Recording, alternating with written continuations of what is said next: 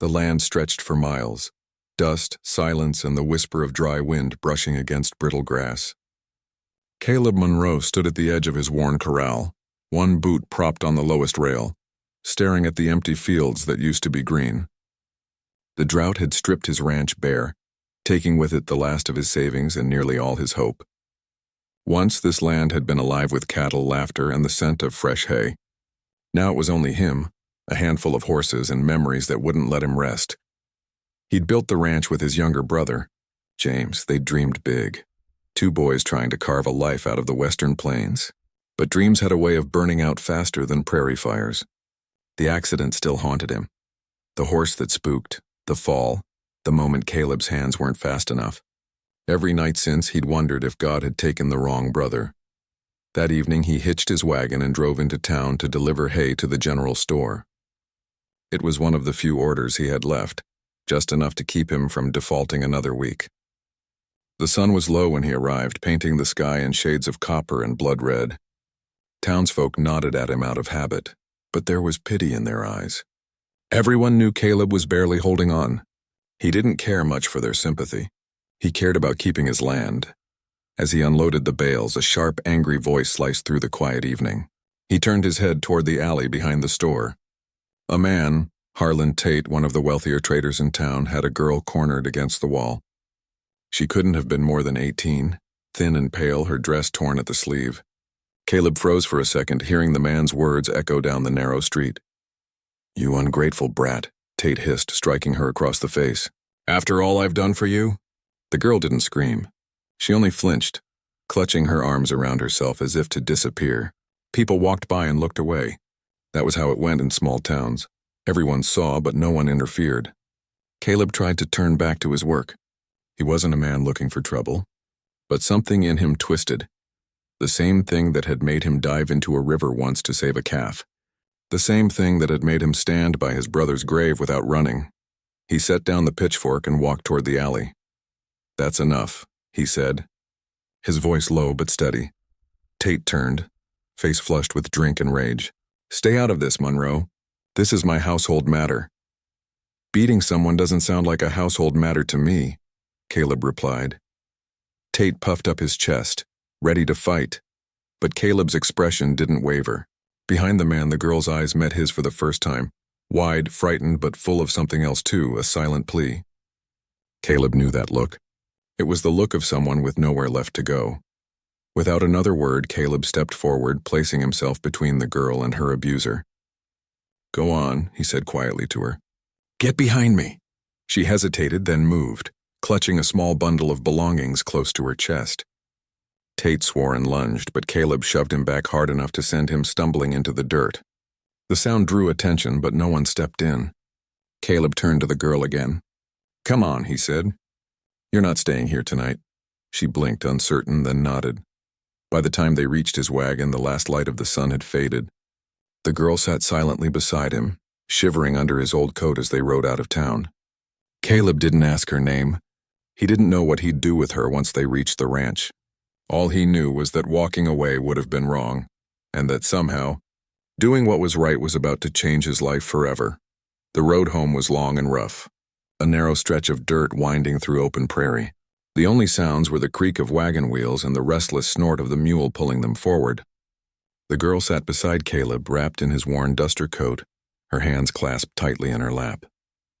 She hadn't spoken a single word since he'd pulled her from the alley. Her face was streaked with dust and tears, and every now and then she flinched at sudden sounds, the hoot of an owl, the jolt of the wagon over a rock. Caleb kept his eyes on the horizon, the dark line where land met stars. He wasn't sure what had possessed him to interfere back there. It wasn't the first time he'd seen Tate lose his temper in public. But this time, something had snapped. Maybe it was the way the girl's eyes had looked, haunted yet still holding a spark of fight. He knew that look too well. It reminded him of himself after the accident when folks pitied him but never reached out. He finally broke the silence. "You got a name?" The girl hesitated before answering softly. "Lila, Lila," he repeated as if testing the sound of it. "You got anywhere to go, Lila?" She shook her head, not looking up. "No, sir, no family. He took me in after my parents died." Her voice cracked slightly. Said I owed him for his kindness. Caleb's jaw tightened. He didn't need to ask what that meant. He'd seen the bruises, faded ones around her wrists and fresh ones on her cheek. His stomach turned and he gripped the reins harder. You don't owe that man a thing, he said firmly. She glanced at him, uncertain, as if waiting for him to change his mind. When he didn't, she looked back down, whispering, He'll come after me. Let him try, Caleb said, his tone low and hard. The rest of the ride passed in silence. The moon was high when the ranch finally came into view, a lonely stretch of land framed by half-broken fences and a sagging barn. It wasn't much, but it was all Caleb had left. He stopped the wagon in front of the porch and climbed down. Come on, he said, offering a hand. Lila hesitated before taking it. Her hand was small and cold, and she pulled it back quickly once her boots hit the ground. Caleb led her to the barn, pushing open the creaking door. The air inside was warm from the animal's breath, and the scent of hay filled the space. You can sleep up there, he said, nodding toward the loft. Ain't much, but it's dry and safe. She looked up at the ladder, then back at him. You don't have to do this, she murmured. I can sleep outside, Caleb frowned. You're not sleeping outside. Not while I've got a roof standing. For a moment she seemed like she might argue, but exhaustion won. She climbed the ladder slowly, dragging her small bundle behind her. Caleb lit a lantern and left it on a crate near the ladder's base, saying, There's blankets up there. If you're hungry, I'll bring you something. She nodded wordlessly. When Caleb returned a few minutes later with a plate of beans and bread, she was curled up in a corner of the loft, half asleep. He set the plate nearby and turned to leave, but her quiet voice stopped him. Why did you help me? He paused, one hand on the barn door. The truth was, he didn't have a clear answer. After a long moment, he said, Because someone should have. And then he left her to rest. That night, sleep didn't come easily. The image of the frightened girl haunted him. He told himself he'd done the right thing, that was all that mattered. But deep down he knew something had shifted. For the first time in years, the ranch didn't feel entirely empty. He didn't know what Lila's presence would bring, but he sensed that this act of simple decency had set something in motion, something that would change both their lives forever. The first morning after Lila arrived, the ranch was wrapped in silence. The dawn light spilled across the yard, catching on the frost that clung to the fence rails. Caleb was already outside, splitting kindling for the stove, when he saw movement in the barn loft, a small shadow stirring.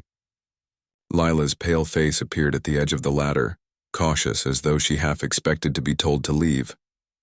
Caleb gave her a nod. Coffee's on, he said simply. She hesitated before climbing down, still clutching the coat he'd given her. Her eyes darted around like a wild thing that didn't yet trust open spaces. When she stepped into the cabin, she froze for a moment. Bare wooden walls, a cast-iron stove, a small table, and 2 mismatched chairs.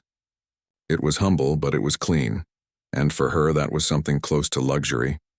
He poured her a cup of coffee and set it on the table beside a plate of biscuits. She didn't reach for it at first. You don't have to serve me, Mr. Monroe, she said softly. He gave a short shake of his head. Ain't serving anyone. Just sharing breakfast. It took a while before she relaxed enough to eat. She thanked him in a whisper and nibbled at the food like she wasn't sure when she'd be fed again. Caleb said little, only asked if she'd slept all right. She nodded but didn't look up. The silence between them wasn't uncomfortable. It was just fragile, like a new fence post not yet set in the ground. After breakfast, he went about his chores, expecting she'd stay inside to rest. But an hour later, he noticed her near the barn, sleeves rolled up, trying to mend a broken fence rail with a piece of twine. The effort was clumsy, but there was determination in her movements. You don't have to do that, Caleb called. You're a guest here. She looked up, squinting in the sunlight. I don't want to just sit around, she said. I can work. I always worked. He studied her for a moment, then nodded. All right. If you're set on helping, you can start with the chicken coop. Those hens are more stubborn than sin. That drew the faintest hint of a smile from her, a fleeting curve of the lips that vanished almost instantly. But it caught Caleb off guard. It was the first trace of warmth he'd seen in her. Days passed, marked by quiet routine. Lila worked from dawn till dusk, helping wherever she could, feeding livestock, sweeping the porch, hanging laundry. Caleb noticed how quickly she learned, how careful she was with every task, and how she always asked permission before touching anything. It broke something in him to see how afraid she was of doing wrong. At night, when the chores were done, she would sit on the porch steps, staring at the fading light over the hills. Sometimes Caleb joined her and they'd talk in small fragments about the weather, about horses, about nothing in particular. She told him little about her past, only that her parents had been good people and that she'd loved to read before life turned cruel. One evening, as they watched the sun sink, she said quietly, "I keep waiting to wake up back in that house." "You won't," Caleb said. "You're safe here." She looked at him then, eyes glimmering with something between disbelief and hope. "Safe," she repeated, as if testing the word. He gave a small nod.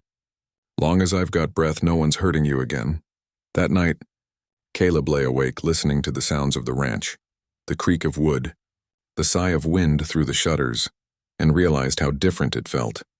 The loneliness that had hung over his home for years had lifted just a little. Lila wasn't just a guest anymore. She was a presence that brought life back to the silence. And though neither of them said it out loud, they both felt the same thing stirring quietly between them, trust fragile and new, like a seed just beginning to take root in dry soil. By the third week, the ranch no longer felt like the same lonely patch of dust it once was. Lila had found her rhythm, feeding the hens at dawn, fetching water, sweeping the porch, and even helping mend fences alongside Caleb. The horses had taken to her, especially the old mare, June, who followed her around like a loyal dog. Caleb pretended not to notice how her laughter, quiet but real now, softened the air around the place, but good things don't go unnoticed for long in a small western town. Started with whispers at the general store. When Caleb rode in one morning to pick up supplies, conversation stopped the moment he stepped through the door. Men at the counter exchanged glances.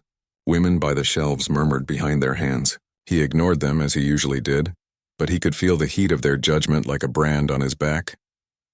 "Caleb Monroe's taken in a girl," one woman said, just loud enough for him to hear. "Barely grown, they say. Folks talk." He clenched his jaw, set down his coins, and carried his sack of feed out without a word. But as he loaded the wagon, the sheriff's familiar voice called from behind him. "Morning, Caleb." Sheriff Tom Brigg was a big man with kind eyes, but the tone in his voice told Caleb this wasn't a friendly chat. "Tom," Caleb greeted curtly. "Got a minute?" the sheriff asked, stepping closer. "Seems Harlan Tate came in yesterday raising a fuss. Claims you kidnapped his ward, says that girl Lila belongs to him by law." Caleb's stomach twisted. "She's no one's property," he growled. "I know that," Tom said calmly. "But Tate's pushing it hard. He's got money and friends on the town council. I can't ignore a complaint, Caleb. I just need to know what happened." Caleb told him the truth, how Tate had struck her, how the girl had begged silently for help. The sheriff listened, rubbing the back of his neck. "I believe you," he said finally. "But you know how Tate is. He'll stir up talk, and that kind of talk can ruin a man out here." "I did what was right," Caleb said. "I know. Just be careful," Tom warned. "Sometimes doing right don't come cheap." When Caleb got back to the ranch, his temper simmered beneath the surface. He didn't want Lila to see his anger, but she noticed anyway. She always noticed. "Someone said something, didn't they?" she asked that evening as they worked by the barn. Her voice was small, filled with guilt. "Don't you worry about that," he replied, avoiding her eyes. She took a hesitant step closer. "If it's about me, I can go. I don't want to make trouble for you, Mr. Monroe. You've already done more than anyone ever has." He turned to her sharply, his expression softer than his tone. "You're not leaving, Lila. Not while that man's still out there. But no buts. You've had enough people give up on you. I won't be one of them." Her eyes shimmered in the lantern light, and for a moment she couldn't find words. Finally, she whispered, "Thank you." That night, the air felt heavier than usual. Caleb sat by the fire long after Lila had gone to bed, staring into the flames. Outside, the wind carried faint sounds from the distant hills. Coyotes, the rustle of trees. But beneath it all, he felt something darker pressing in. Trouble was coming, and he knew it still, when he thought of Lila's face, the faint smile she'd begun to wear, the way she'd started to hum while working. He knew he'd make the same choice again, even if it cost him everything. The ranch was no longer just his burden. It was their refuge now, and he would stand guard over it no matter what the whispers in town said. The clouds rolled in fast that evening, thick, bruised gray against the fading orange sky. The air felt heavy like it was holding its breath. Caleb stood on the porch, hat pulled low, eyes scanning the horizon where a wall of rain loomed. He knew what was coming. A storm like that could tear through his fences, drown the lower pastures, and undo weeks of work. "Lila," he called, his voice rising over the distant rumble of thunder. "Get the animals inside!" Without hesitation, she ran from the barnyard, skirts whipping around her legs as the wind picked up. Together they moved with frantic purpose, herding the horses into stalls, chasing the stubborn hens into the coop, and tying down whatever could blow loose. The first drops came thick and hard, and within minutes the sky opened up, unleashing a torrent of rain that drenched them both to the bone. "Caleb, the gate!" Lila shouted over the roar. A section of the corral fence had split under the pressure of the wind, threatening to free the cattle. Caleb sprinted toward it, boots sinking into the mud. Lila followed despite his shout for her to stay back. They wrestled with the heavy wood, lightning flashing white across their faces. "Hold it steady," he yelled, gripping the rail as thunder cracked overhead. For a moment her hand brushed his, cold, trembling, but sure. Together they forced the gate closed and lashed it tight with rope. By the time the storm began to break, both were soaked through, faces streaked with mud, lungs burning. They stumbled into the barn for shelter, laughing breathlessly in disbelief at their survival. "That was close," Lila gasped, brushing wet hair from her face. "Too close," Caleb said, catching his breath. "But you did good." She looked at him then, eyes bright despite the exhaustion. "You didn't think I'd let your animals drown, did you?" He smiled faintly. "No, I reckon not." They stood in silence, listening to the rain hammering the roof, the scent of wet earth and hay thick in the air. In the dim lantern light, Caleb saw the exhaustion in her posture, the way her shoulders slumped with relief. She was tougher than he'd imagined, tougher than most grown men he knew. "Come on," he said gently. "You'll catch cold." They went inside the cabin where he lit a fire in the stove. The orange glow filled the small room, chasing away the storm's chill. Lila sat near the hearth, wrapping a blanket around her shoulders, her wet dress clinging to her. She looked young again, fragile like someone who'd survived too much for her years. After a long silence, she spoke. "When I was little, my mama used to say storms wash away the old pain," she said softly, eyes fixed on the flames. I never believed her. But tonight, maybe she was right. Caleb leaned back in his chair, studying her face in the firelight. "You've been through a lot, haven't you?" She nodded slowly. "He used to say I owed him because he fed me, because he didn't leave me to starve. I tried to be grateful, but kindness shouldn't hurt." Her voice cracked on the last word. Caleb's chest tightened. He wanted to reach out, to tell her she didn't have to explain, but he knew sometimes silence was the gentlest kind of comfort. "You're safe now," he said quietly. "That man won't touch you again. Not while I'm breathing." She looked up, tears glinting in her eyes. "Why do you care so much?" "You don't even know me." He hesitated, searching for words. "Maybe I don't need to. Maybe caring's what keeps a man human." Outside, the storm began to ease, leaving behind only the steady drip of rain from the eaves. Inside, something else softened too, the space between them. For the first time, Lila smiled without fear, and Caleb felt the weight in his chest lighten. The storm had passed, but something new lingered in its wake. Quiet, tender, and alive. Neither of them dared to name it, but both could feel it growing, like the earth after rain, ready for something beautiful to bloom. The calm after the storm didn't last long. For a few days, the ranch seemed peaceful, air clean and cool, the land damp with new life. But beneath that quiet, trouble was brewing. Caleb could feel it in the way the townsfolk looked at him when he rode in for supplies. Conversations stopped. Faces turned away. Even old friends hesitated to greet him. He knew why. Harland Tate. The man wasn't finished. He'd spread lies faster than wildfire, that Caleb had taken Lila by force, that he was keeping her hidden for immoral reasons. The worst part was that people wanted to believe it. Tate was rich, respected, and mean enough to make others afraid to cross him. Caleb, on the other hand, was just a half-broke rancher with a quiet temper and little to his name. One morning, the sheriff rode up the trail to the ranch. Caleb met him halfway, jaw tight. "Tom," he said evenly, "you here for a visit or for something else?" Tom sighed, dismounting. "Wish it was just a visit. Tate's gone to the circuit judge. He's filed a claim saying Lila's his legal ward, that you took her against her will. Lila stepped out of the barn just then, wiping her hands on her apron. That's a lie, she said firmly. Her voice was stronger now, steady where it used to tremble. I know it is, Tom said gently. But law don't always care about truth, miss. Tate's got papers. And he's bringing men with him to collect you if I don't act first. Caleb's fists clenched. You're telling me he can just waltz in here and take her? Tom met his gaze. I'm telling you it's going to come to that unless she speaks up. If she testifies, if she tells the judge what really happened, maybe he'll listen. Lila's face went pale. You mean I'd have to go back into town? Caleb looked at her, the fear in her eyes cutting him deep. You don't have to do anything that puts you in danger, he said quickly. But she shook her head. If I don't, he'll just keep lying. He'll hurt someone else. He always does. That evening, as the sun sank low, Lila made her choice. She would go. The next day, the town hall was packed. Half the town had turned up, eager for scandal. Tate stood near the front, smug and confident, a handkerchief peeking from his fine coat pocket.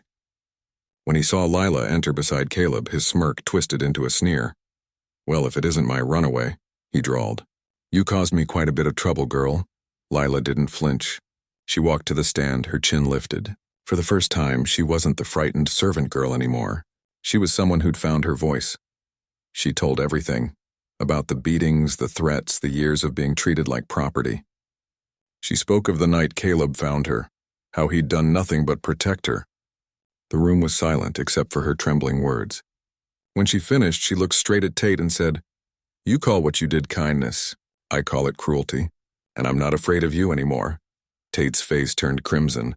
He shouted, but the sheriff's hand was already on his shoulder. That's enough, Harland, Tom said grimly. The judge cleared his throat. Mr. Monroe acted within his rights, he declared. The girl is of age and free to live where she chooses. Mr. Tate, your behavior will be investigated. The crowd buzzed, shock rippling through the room. Lila turned to Caleb, her breath shaky, eyes shining with relief. Outside, as they stepped into the sunlight, Caleb finally exhaled. You were brave, Lila, he said quietly. She smiled faintly. You stood up for me first. I just followed your example. For the first time in months, Caleb felt the weight lift off his shoulders. The fight was over, or so he thought. What neither of them realized was that sometimes peace comes with its own kind of reckoning, the kind that forces the heart to face what it's been too afraid to name. The wind was gentle again over Monroe Ranch, carrying the scent of wet sage and new grass. Spring had come at last, softening the land and filling the creek with clear water. The storm had passed, and so had Tate's threat, but the scars, both seen and unseen, still lingered. Lila had won her freedom in that town hall, yet the victory came at a cost. Caleb's reputation had taken a beating. Some still whispered when he rode into town, saying no man would risk his ranch for a girl unless he wanted something in return. Others simply avoided him, afraid that helping him would invite trouble. He tried not to care, but the weight of it pressed on him all the same. Money was tight. The storm had damaged more than fences. It had wrecked part of the barn roof and washed out the west pasture. The last of his cattle were barely holding on. One evening, he sat at the kitchen table staring at his ledger book, the numbers swimming in front of him. He could feel the inevitable truth closing in. He might have to sell the ranch. Outside, he heard the sound of a soft tune, Lila humming while she hung laundry on the line. That sound had become a strange kind of comfort. He rose, stepped out onto the porch, and watched her for a moment. The evening sun turned her hair golden, and though she still carried shadows in her eyes, she looked more alive now than she ever had. Ledger giving you trouble again? She asked, smiling faintly without looking up. He chuckled, rubbing the back of his neck. Seems like the numbers have made up their minds. Can't stretch what ain't there. Her smile faded. You're thinking of selling, aren't you? He sighed, looking out across the fields. Might not have a choice, Lila. A man's got to face when something's done for. For a long moment, she said nothing. Then she turned to him, her expression fierce and determined. No, you gave me a home when I had nowhere to go. You believed I was worth saving when no one else did. I'm not letting you lose what you've built because of me. He blinked, startled by the conviction in her voice. Lila, this ain't your burden. It is, she said firmly. You gave me a life here. Let me help you keep it. Caleb tried to argue, but she was already making plans. How they could sell eggs at the market, fix the fences together, maybe even take in boarders for extra money. She spoke like the ranch was already theirs, not just his. For the first time in months, Caleb felt something that had almost slipped away. Hope. Over the next few weeks, they worked side by side, mending fences, replanting what could grow, and clearing out the fallen debris from the storm. Lila's laughter began to fill the air again, and Caleb found himself looking forward to every sunrise. One night as they sat by the fire, he caught her humming that same tune from the laundry line. It was soft and warm like a prayer. "What's that song?" he asked quietly. "My mother's," she said, smiling faintly. She used to sing it when things got bad.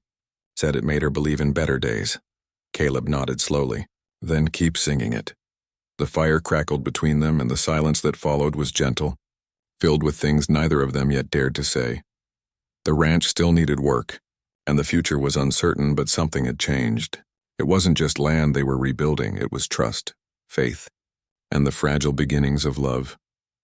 And as Caleb looked at her across the firelight, he realized that even if the ranch fell, he'd already found what he hadn't known he'd been missing all those years. A reason to stay, and someone worth staying for. The first rays of summer sunlight spilled across Monroe Ranch, touching the wildflowers that had pushed their way through the hard soil. The pastures were greener than they'd been in years, and the air smelled of promise. Caleb leaned against the porch rail, coffee in hand, watching the horizon glow pink and gold. For the first time in a long while, the ranch felt alive again, not just because the fences stood firm and the cattle grazed contentedly, but because laughter had returned. Lila's laughter. It echoed from the barn where she was feeding the chickens, soft and musical, like something the land itself had been waiting to hear. The months since the storm had changed everything. Word had spread about what happened. The court had dismissed Tate's claim entirely after finding evidence of his cruelty, thanks to the testimony of a farmhand who'd come forward at last. The whispers around town had quieted. Some even came to apologize to Caleb, offering work and trade. The ranch had slowly started to recover, but the deeper change was within the two souls who called it home. Lila stepped out of the barn, brushing straw from her skirt. When she saw Caleb on the porch, her face lit up. "You're up early," she teased. He smiled, setting his coffee down. "Sunrise is easier to watch when you've got something worth seeing." She blushed, ducking her head, but the warmth in her eyes said more than words could. Over the past months, the unease between them had softened into something tender, something unspoken but deeply understood. They worked together every day, rebuilt the barn roof, replanted the garden, and brought life back to every corner of the ranch. And through it all, their bond deepened, not out of rescue or debt, but from the quiet rhythm of shared struggle, laughter, and trust. That morning, Lila brought him a letter, her hands trembling slightly. "It's from the governor's office," she said, voice hushed. "They're offering a grant for small ranchers who take in displaced workers or provide refuge for women in need. We could apply, Caleb. We could help others like me." He stared at her, stunned. "You mean turn this place into a home for folks who need a second chance?" She nodded. "Isn't that what you gave me?" Caleb looked out at the land, the same land he'd once thought cursed with loss and loneliness, and felt something stir deep inside. "Then that's what we'll do," he said finally. "We'll make this ranch a place for new beginnings." Over the next few weeks, they worked harder than ever. Lila wrote letters, handled paperwork, and reached out to nearby towns. Caleb fixed old cabins on the property, preparing them for anyone who might need shelter. The ranch became more than his legacy. It became theirs, a living promise to do what was right, not just for themselves, but for others. When the approval finally came through, they stood side by side on the porch, reading the letter under the bright afternoon sun. Lila laughed through tears. "We did it," she whispered. Caleb looked at her, really looked, and felt a rush of emotion he couldn't hold back any longer. He reached for her hand. "No, you did it, Lila. You gave this place life again. You gave me back mine." Her fingers tightened around his, eyes shimmering. "We both did," she said softly. "You just needed someone to remind you what hope looked like." The silence that followed was filled with the sound of the wind through the grass and the heartbeat of a world renewed. Caleb leaned in, kissed her forehead gently, and whispered, "Guess I finally did what's right, and found everything I never knew I was missing." As the sun dipped low, painting the sky in gold and rose, they stood together on the land that had once been broken but now thrived. Proof that kindness could heal, love could grow from ruin, and two lost souls could build something strong enough to last a lifetime. The Monroe Ranch had found its heart again, and so had they.